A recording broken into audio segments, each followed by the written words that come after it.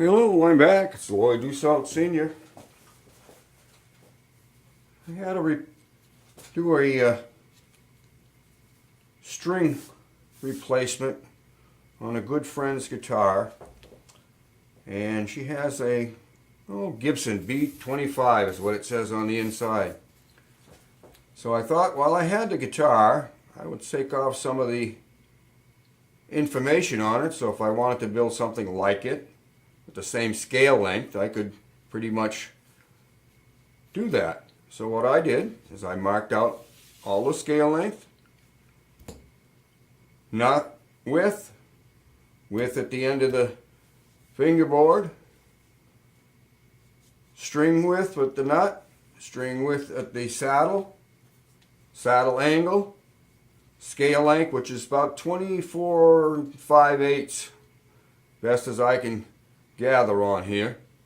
Marked out all the spots, so where we're going to put your dots, your markers. Got the saddle angle on this side, and pretty much got what needs to be the width and the length. Naturally it's a little bit wider than what this board is, but anyways, and the saddle angle on the back side pretty much. The nut width, and that's about it. And with this, I could pretty much create an instrument. I've done it before. I've used other guitars, scale lengths to use.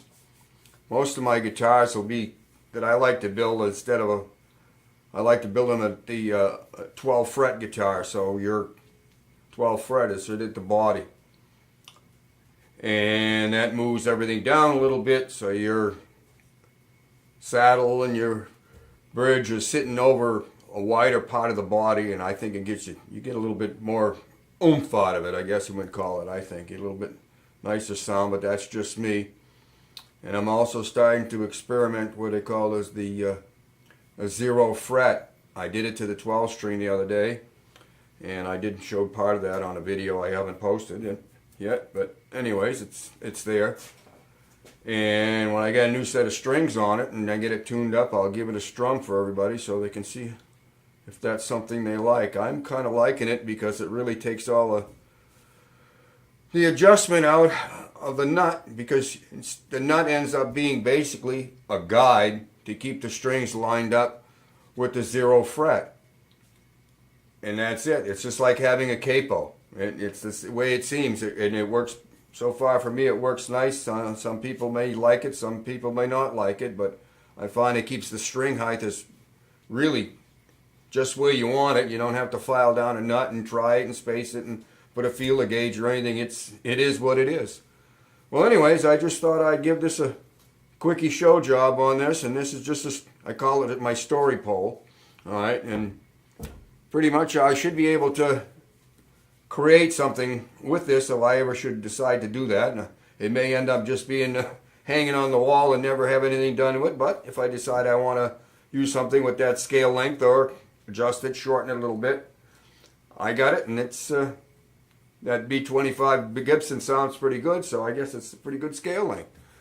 And not that I could ever build a Gibson, but that's what it is. So that's what I've done, and that I suppose you could do that with any type of guitar or instrument that you'd like to copy or at least have the scale length for future reference. Lloyd Dussault Sr. checking out.